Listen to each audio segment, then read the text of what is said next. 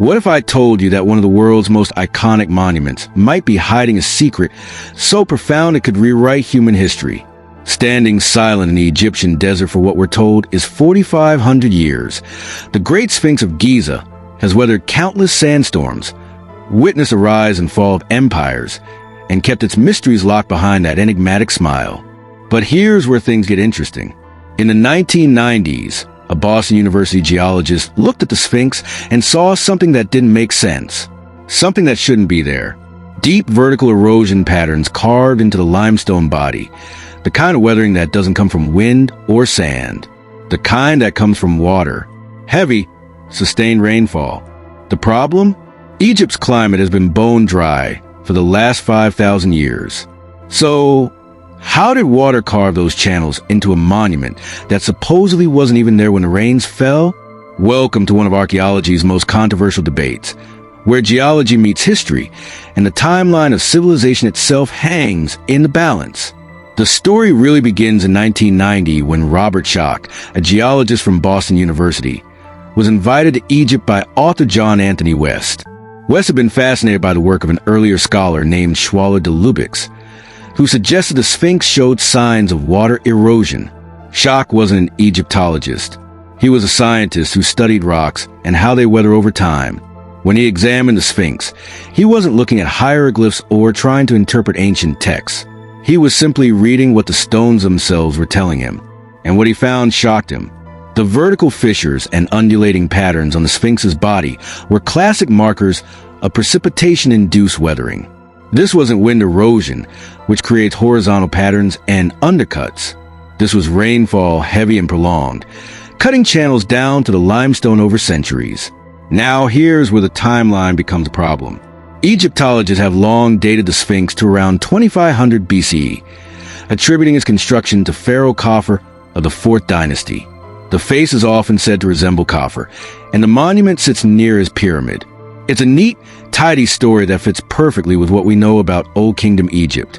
But geological evidence tells us that the last time the Giza Plateau experienced the kind of sustained rainfall necessary to create that erosion pattern was between 7,000 and 5,000 BC, possibly even earlier.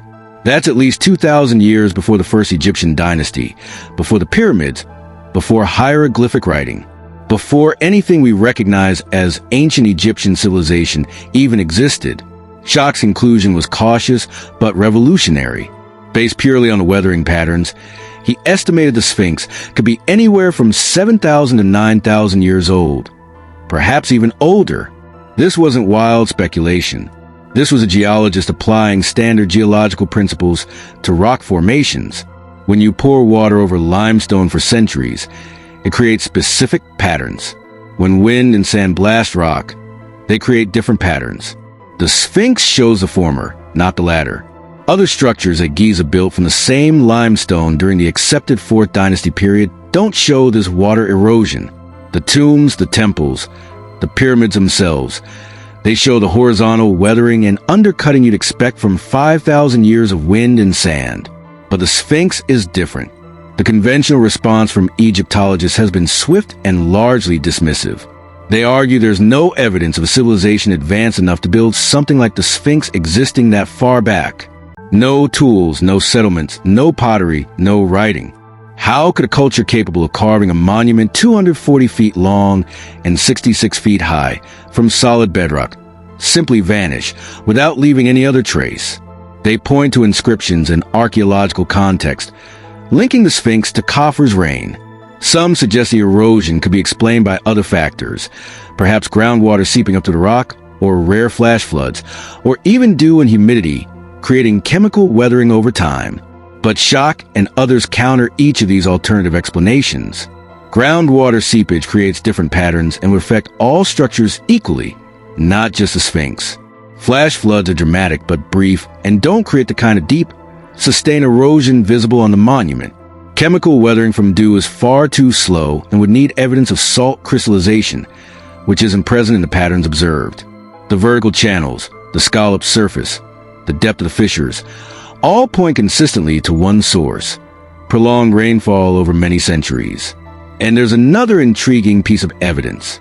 The erosion is most pronounced on the body of the Sphinx, which was carved from the natural bedrock of the Giza Plateau. The head, noticeably smaller in proportion to the body, shows different weathering. Some researchers suggest the head may have been recarved during the 4th dynasty, perhaps transforming an older lion's head into human face we see today. This would explain both the disproportionate size and the different weathering patterns. Let's think about what this might mean. If the Sphinx truly dates back 7, 8, or 9,000 years, we're talking about a time when mainstream archaeology tells us humans were just beginning to figure out agriculture. The end of the last ice age. Göbekli Tepe in Turkey, currently considered the world's oldest known temple complex, dates to around 9600 BCE. And its discovery already shocked archaeologists because it suggested complex society and monumental architecture existed far earlier than previously thought. Could the Sphinx be even older or contemporary with these first stirrings of civilization? The implications are staggering. It would mean an advanced culture existed on the Giza Plateau thousands of years before the Egypt we know from history books. A culture capable of sophisticated stone working, engineering, and artistic vision. This brings us to the lost civilization debate. Some researchers, like Graham Hancock and Robert Baffle, have suggested that the Sphinx might be a remnant of a forgotten advanced civilization that was destroyed by cataclysm at the end of the last ice age. They point to similar water erosion mysteries at other ancient sites, to myths of floods and destruction found in cultures worldwide, and to the curious fact that many ancient civilizations seem to appear suddenly, already possessing sophisticated knowledge of astronomy, mathematics, and engineering. Could they have inherited this knowledge from an earlier culture? Critics call this pseudo-archaeology, arguing it ignores evidence and relies on speculation. They say we shouldn't assume ancient peoples couldn't have developed these skills independently, and that absence of evidence isn't evidence of a lost civilization. But here's what makes this debate so fascinating. The geological evidence hasn't gone away. Schoch's observations about water erosion have been supported by other geologists who examined the site. In 2000, Dr. David Coxill, a geomorphologist from the University of Cambridge, analyzed the weathering and agreed it was consistent with prolonged rainfall. Colin Reeder, a British geological engineer, has published detailed studies supporting the idea that the Sphinx predates the 4th dynasty, though he suggests a more conservative age of around 5,000 to 6,000 years. Even some Egyptologists have quietly acknowledged that the weathering patterns are unusual and don't perfectly match what we'd expect from the conventional timeline. There's also the question of the Sphinx temples. Two structures sit in front of the Sphinx Temple and the Valley Temple. These massive constructions use enormous limestone blocks, some weighing up to 200 tons, quarried directly from around the Sphinx's body. They show the same water erosion patterns as the Sphinx itself. The architectural style of the core structure, with its massive megalithic blocks and minimal decoration, is distinctly different from typical 4th dynasty architecture. It's reminiscent of much older building styles. Later pharaohs added facing stones and decorations, but the core megalithic construction appears much more primitive and ancient. So where does this leave us? The truth is, we don't have a definitive answer, and that's what makes this mystery so compelling. On one side, you have geological evidence suggesting great age. On the other, you have the absence of archaeological evidence for a civilization capable of building the Sphinx in pre-dynastic times. Perhaps the answer lies somewhere in the middle. Maybe the Sphinx was begun by an earlier culture and completed or modified by the 4th dynasty Egyptians. Maybe our understanding of pre-dynastic Egypt is incomplete and future excavations will reveal evidence of more advanced settlements than we currently know about. Or maybe the weathering patterns have an explanation we haven't considered yet. What we can say with certainty is this: the Sphinx continues to guard its secrets. Every answer we find seems to generate 3 new questions.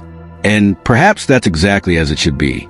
Because the moment we think we have all the answers about our ancient past is the moment we stop looking deeper, stop questioning, stop discovering. The water erosion on the Sphinx reminds us that the stones themselves have stories to tell, if we're willing to listen. That sometimes the evidence challenges our comfortable narratives, and that human history might be far more complex, far more mysterious, and far more ancient than we ever imagined. The Sphinx has been staring out across the desert for thousands of years, waiting patiently for us to ask the right questions. Maybe it's time we started listening to what it's trying to tell us.